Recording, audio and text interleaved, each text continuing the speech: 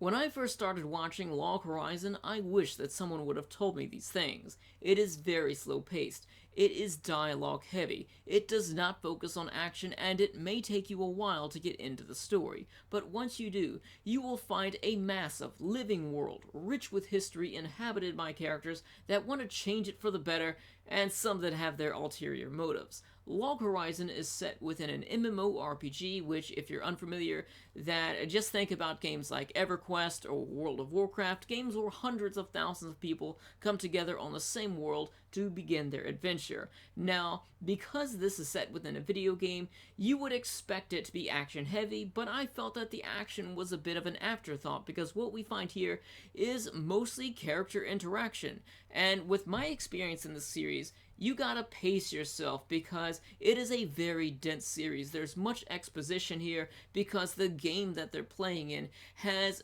many details to it that you'll learn about. You'll learn about many characters. It's not just a small group of people that are your main characters here. There are plenty of characters which you will come to like within this series. Within Log Horizon, the combat here is different because you actually have to stick within the context of the game mechanics. You'll have to get your party set up with the healer, the tank, someone who takes all the damage to protect everyone else, and you'll have to have someone to do the damage. Of course, you have optional roles such as enchanters and people who do buffs basically and increase the stats of everyone else in the group temporarily. It is realistic within MMOs, and you have characters here that whenever they get within like 1 HP of their life or whenever their health is low, they don't just get angry and think about their friends and become strong enough to defeat everyone around them. What happens then is everyone else has to risk their necks and drop whatever they're doing and start to heal that character and protect that character. It's a team. It's not just one person who's overpowered and really just conquers everything. You're not going to find something like that in the story. Despite that, in the beginning of Log Horizon, we see characters that start the game at level 90 because this was a game that had been around for years. Many people have played it because this is just any ordinary MMO that people play on their computers, but one day there was an expansion to the game, and then tens of thousands of people were trapped inside. Personally, whenever I read about or watch series that have stories where characters are trapped inside of games, I think to myself, and I know a lot of other people do as well, why do they try and escape this world? Because let's face it, reality sucks. It's for the birds, and I am no bird. Now, within Log Horizon, they kind of understand this. They think the same way that I think in ways, because a lot of them really love staying there, and for a lot of them, the world that they live in there is much better than the world that they lived in beforehand.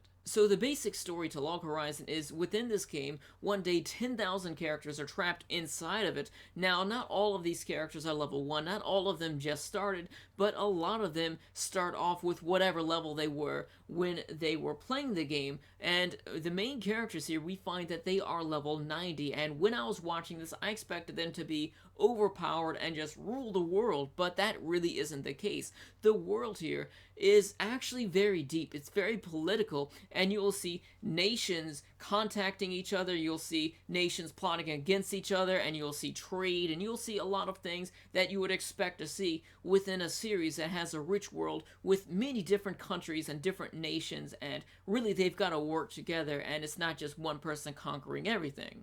Within this world, we find two types of characters, the adventurers and the people of the world. The adventurers are the characters that got trapped within the game, and the people of the world are basically NPCs, but they are a lot deeper than your standard non-player characters because they don't just repeat the same lines to you over and over. They actually have feeling and emotion. Some of them get pretty good development as well. Some of them you'll really care for through watching the series. So here we find a lot of tension between the adventurers and the people of the world. Not only because the adventurers can respawn after dying, but generally they are a lot stronger because they can create new moves, new abilities, new magic spells, they can craft new items that are completely 100% new to this world, and the people of the world are a bit intimidated by this. And also we have adventurers which aren't always good. A lot of them have their own agendas in mind. They really look out for themselves, and they really are greedy, and they'll do things which are pretty messed up. Like we see some of the adventures here. One of the earlier mini arcs within the series is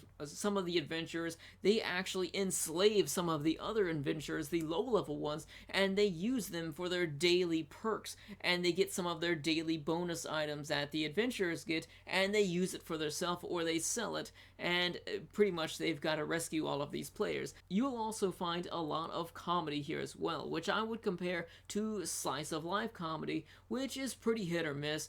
Some of it really had me laughing, and some of it I really didn't find funny. As far as the combat goes, the combat here is very unique and original. I really can't compare this to any other type of combat, especially types within other anime which are based within MMORPGs, which there aren't many of them, but still, this definitely does stand out. There isn't a whole lot of combat, but when you do get it, it's great, because there is a sense of danger. Not always do you have the characters that always survive, not always do you have characters that just go through, like you'll have dungeons here, and the characters, they'll get halfway into it, and sometimes they have to run back out because they're not strong enough to be in there, and that's what it's like in MMORPGs. Sometimes you just gotta pack up and run.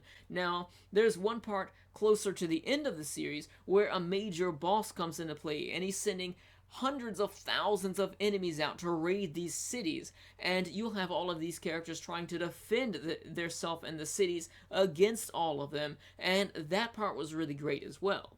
Now, as far as the world and its history here, there's a lot of it which you learn about throughout watching the series, and also there is the rich world with much lore to it, which you learn about. I'm not going to give you details about it because that's something that you really need to see, but there were massive wars, there was some genocide, and plenty of messed up things happened within the history of the world, and it's really interesting to learn all about that when watching the series. So taking a look at the character development here, there are some characters that grow and change and really man up when they're needed. Now, sometimes we learn a little tidbits about their backstory as far as what it was like in their real life, but it's just a little bit of them talking to each other, really. We don't see a lot of that, and that's pretty cool and all, because I felt that it helped the atmosphere of the series to really forget about all of the characters' lives, for them to really accept the game as their new reality.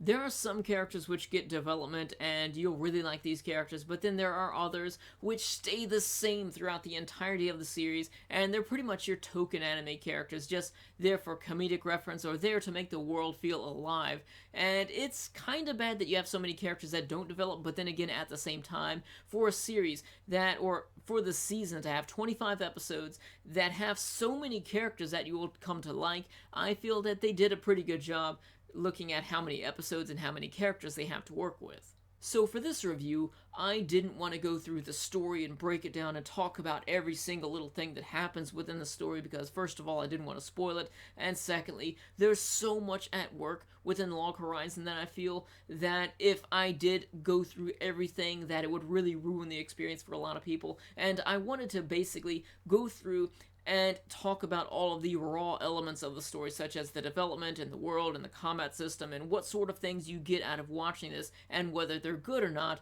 instead of talking about a lot of the things that happen. And I really feel that that is best for this type of series because there's so much going on.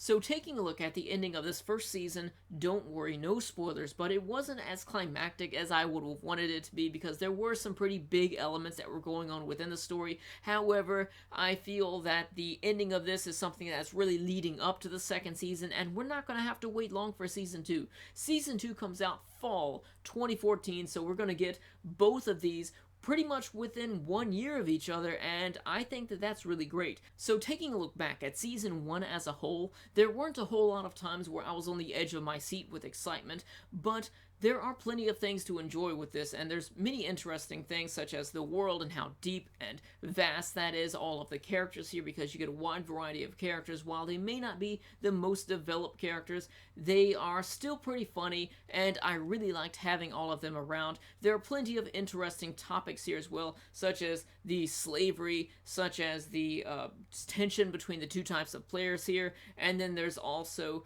there's the war going on, and then there's plenty of different different things at once because you'll have the nations having to interact with each other. Some of them want to work together with peace, some of them have their own interests in mind, and some of them can be pretty malicious. So it is really a living world that I felt, and I think that anyone who gives this series a chance would enjoy it, especially if you're a fan of MMORPGs. If you're not into MMOs, I'm not sure if you're going to get into this. You might. I would still say give it a shot, but I don't think people out there who don't really know or don't really care about MMORPG mechanics are going to want to sit here and listen to it within an anime series, so it may put them off to it, but I would still say just give it a shot with this. So moving on to the overall presentation, taking a look at the art style, the characters look great, and what really shined for me with this series was the way that the world looked. The world is beautiful here. The massive cities, the beautiful forest, and then you have these dungeons, and it is really something that it made me feel like the world was alive. There's also a little bit of CGI here as well, and the CGI in my opinion was done good, and I'm a person that doesn't like to see CGI.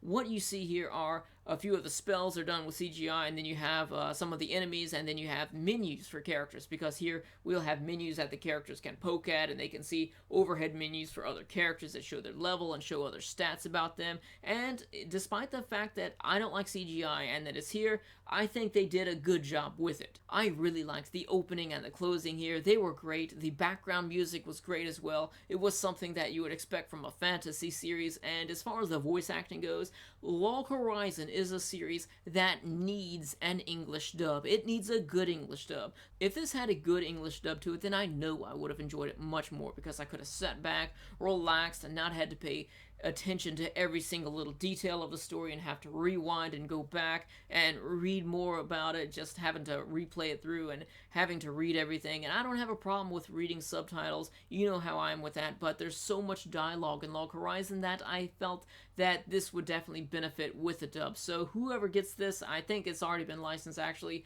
somebody needs to put a good dub on this, please. As far as the Japanese audio goes, that is great, of course, because you have great emotion with the characters as well.